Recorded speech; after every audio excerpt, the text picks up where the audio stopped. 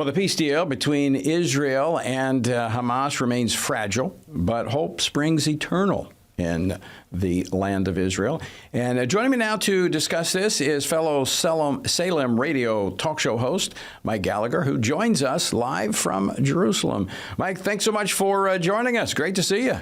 Well, it's great to be with you as well, Tony, because it's special for me to be sitting in Jerusalem. And as a big fan of Tony Perkins, and this week on this tremendous platform, it's kind of fun to connect with you.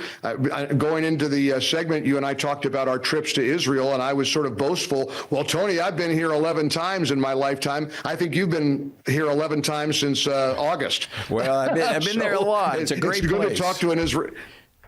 It's a great place to be. It's very special every single time. Yes, sir. It sure is. Now you're there. It's amazing. You're there at a very critical time.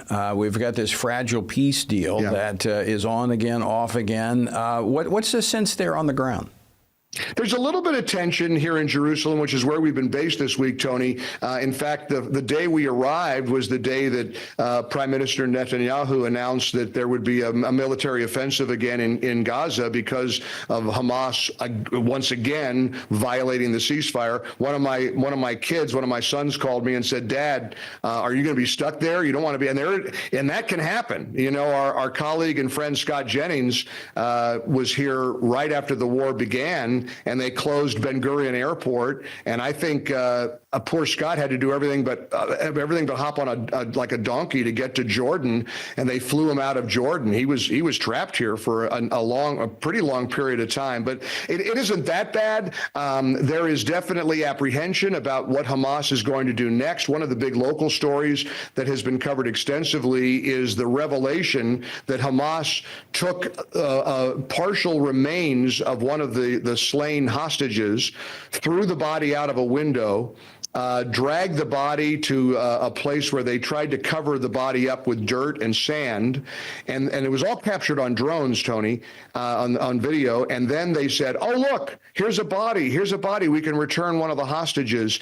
So this is the kind of scurrilous, nefarious behavior that Hamas is engaged in. I asked this question over and over again on my show. I know you guys, and you've covered it from a very cerebral and spiritual point of view in a way that I can't touch. I just don't know how you negotiate with monsters. Right. I don't know how you have a peace deal with people who don't want to abide by any kind of an agreement. So it's complicated, it's delicate, but still joyful to be here for a few days on behalf of our friends at the International Fellowship of Christians and Jews.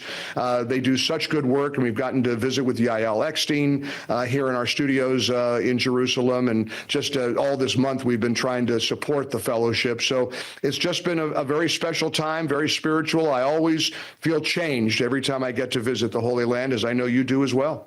You know, it's the history would tell us that peace in that land is temporal, and it has to be worked for. And you've got, as you pointed out, these monsters, and they were 2 decades in preparing what they launched on October the 7th. Of course, there were skirmishes. This is the 5th war between Hamas and Israel over the period that they took over back in 2007. So history should be provide instruction for us. I want to play a clip of former Fox News host Tucker Carlson, who kind of went on a rant against Christians who support Israel. Play that clip, please.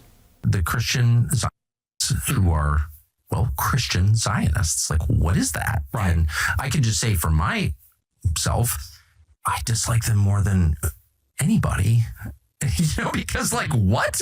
Because it's Christian heresy, and I'm offended by that as a Christian. Wow. That's making some news over here. What about there in Israel?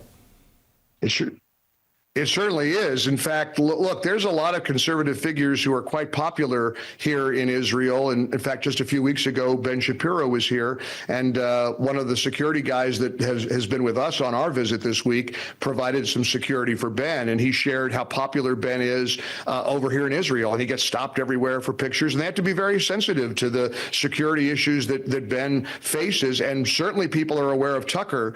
And people are mystified by Tucker's declaration that he dislikes Christian Zionists more than anybody. I don't know about you, Tony. I guess I have to consider myself a Christian Zionist because I dare believe that Israel has a right to exist.